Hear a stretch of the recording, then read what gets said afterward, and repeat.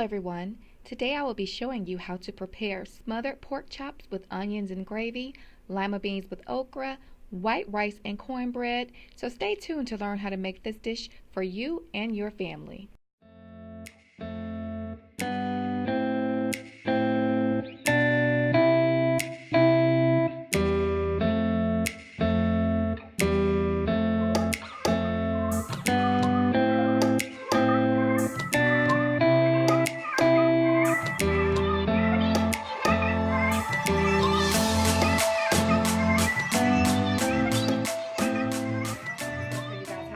Fry this. We have to pan fry it first in order to get the skin and the crust on the pork before we add it to the gravy with the onions. Alright, so at this point I'm just taking some oil. I actually used this the other night when I fried some chicken gizzards and chicken. So it doesn't have to be fresh oil, but you know, if you have some on standby like I did, you can use that. So I'm just pouring enough to coat the bottom of this pan. You don't have to use a lot. Again, just do enough to coat the bottom of your pan. And my heat is going to be turned, I say high, medium high. And you want to go ahead and give your pan time to get hot before you start adding the meat. Okay, so now while we're waiting for that oil on the stove to heat up, I'm going to go ahead and just start dredging some of this meat in the flour, and that's all it takes is just a quick little shake. Some people season their flour. I feel like I poured enough seasoning directly on the meat in order to coat it and season it just fine. I usually do not season my flour. However, if that's something that you do, you most certainly can do that here. It's not going to hurt anything if that's how you're accustomed to cooking. So it's simple, just like that. You dredge your meat, and this will go in the pan for frying. Alright, so we're waiting on the oil, and that's a quick way to test to see if your oil is ready. Just drop a little bit of flour in there and see how it reacts. I see a little bit sizzle. However, I wanted to get a little bit hotter before we actually drop the pork in there. So I'm going to give this just a couple more minutes, and then we'll start frying the pork.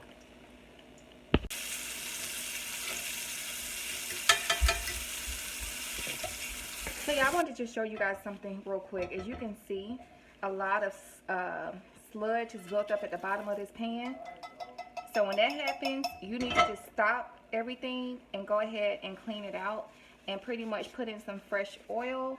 It doesn't happen that often for me, but when it does happen, I just stop everything, and you know, you can use a paper towel or whatever, but you want to just go ahead and do something like that and get rid of it. Pour it out and start over, okay? Look at that.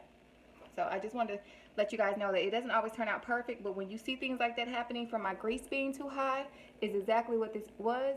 I found it on my stove. I have one of the gas stoves that goes from like 1 to 10, and I had it at like 8 or 9 in the very beginning. I should have kept it at a steady 7, and that would have avoided this. So that may be helpful for anyone else to know.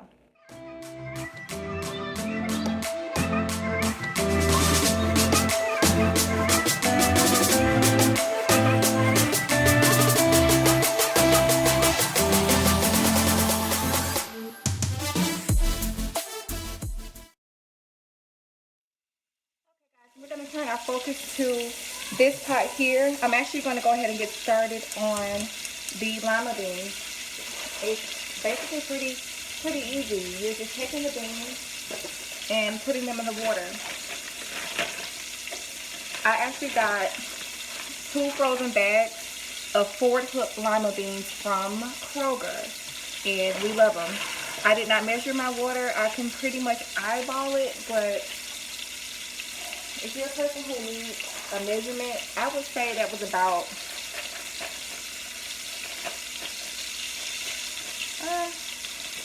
3 or 4 cups of water. I'm not exactly sure, but you just need enough to give the beans some space to move around. And also, I have 1 bag of okra, and I'm going to add those over in there too. I don't know if I'm going to do the whole bag, but definitely half of a bag. And what the okra does is work as a thickening agent. What the okra does is work as a thickening agent to thicken these beans up as they cook. So you guys see how lifeless and watery that is right now? It will not be that way when they're done. Just gonna give that a quick stir. And to season, I'm just gonna add some of my Maggie's chicken bouillon. I'm going to do, to start, 2 heaping tablespoons of it. 2 heaping tablespoons. Gonna mix it up, and I'm gonna let that cook. Okay, this pretty much can just go by itself. It doesn't need any help. I actually have decided I'm gonna add some potatoes to that later because it just kicks it up a little bit more, and I love it. So we're gonna add some potatoes to that here shortly. Okay, so we have finished frying all of the pork. At this point, I'm actually gonna start a roux here for our gravy. You do not have to do this. Growing up, the simplest way I was taught was to get some flour, add it in a bowl, and put some cold water and stir it with a fork. Pour it over into whatever it is you're trying to thicken, and that can be your gravy, okay? But a roux is usually equal parts of oil to flour, okay? Equal parts. So I'm gonna try to eyeball this as best as I can, because remind you, we already have flour down in there, and I want that oil to get a little hot, and it is hot. So at this point, all I'm doing is stirring, okay? And you want to stir, stir, stir, stir, stir. Stir for your life. I always kind of started off slow, you guys, just to make sure I have everything incorporated, and it takes some time. This is not something that happens quickly. You actually have to work, okay? And stir. You never stop stirring when it comes to a roux. You never stop stirring. You want to stir, stir, stir, stir, stir, okay?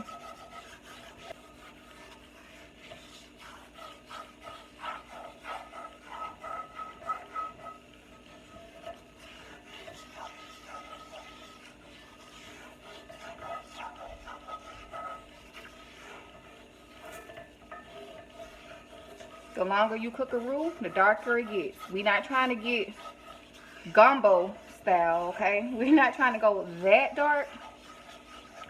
But ultimately you could, if that's what you want to do. I don't want to go that dark tonight, but I'm going to go pretty dark, okay? At this point, this is good enough for me. I'm going to cut the eye off, because what's going to happen is this is going to continue to cook. Even though I've turned the eye off, this is going to continue to cook, and it's going to get darker and darker. So at this point, you keep stirring, because if you stop, you're going to burn your roux, because your pan is still hot, and your contents are still over in here. So you need to keep stirring, okay? Stir for your life. Don't have anything to do, don't have any plans, none of that when you got a roux on the stove. See that? See how dark that's getting even after I've just turned that stove off? Keep going.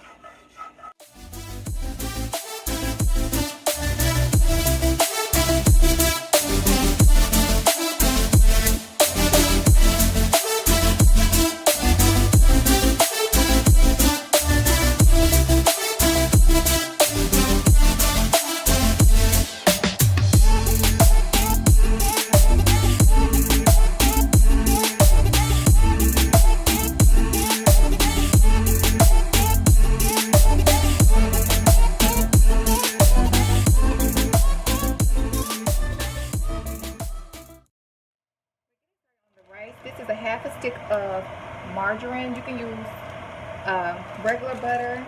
That's what I had on hand, so that's what we are using. And this is sea salt.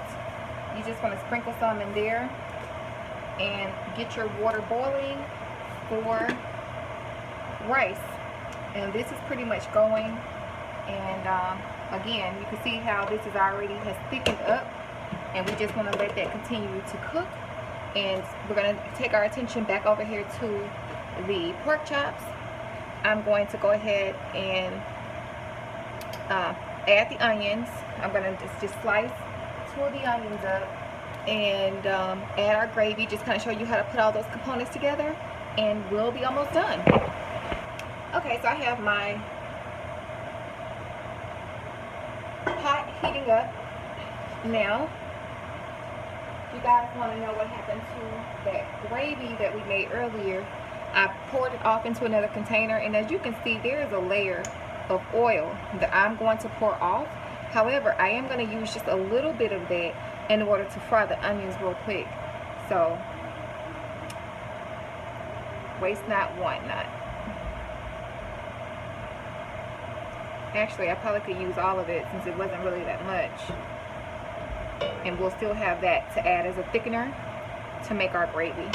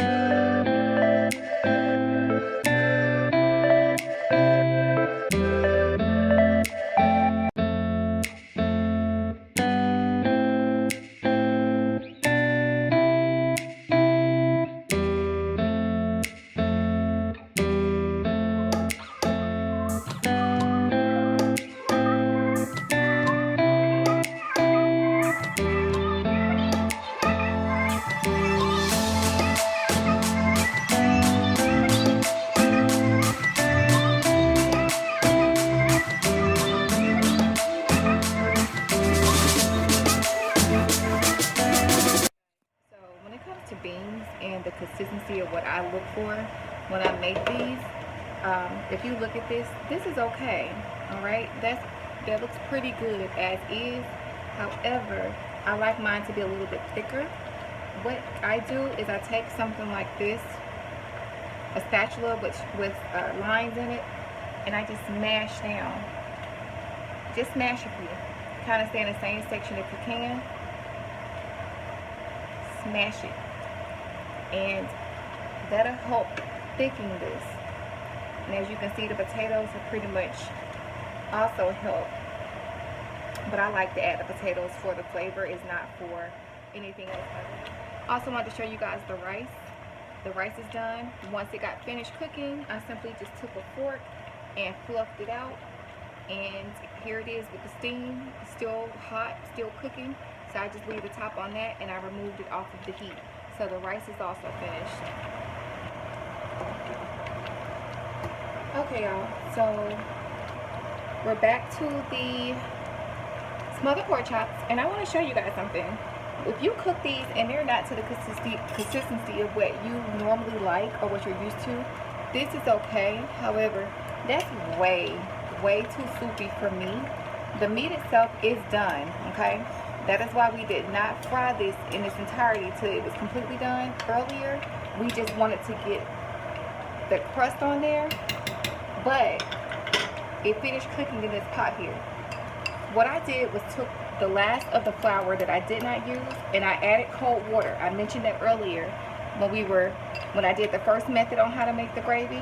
And in order to thicken this up, I just took some flour and I added some cold water, and now I'm going to add some here to give us some thickness, okay?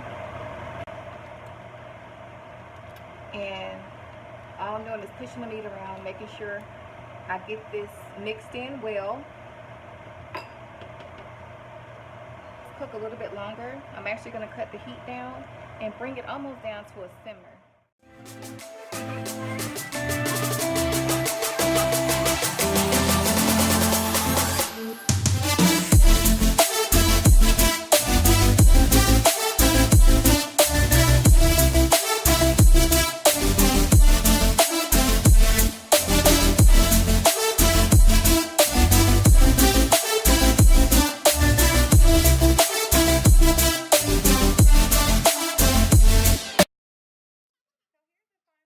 Result, you guys. We have the rice with the gravy and onions, the smothered pork, the cornbread, and of course the lima beans with okra and potatoes. I hope you enjoyed this meal, and I look forward to you joining me on the next video.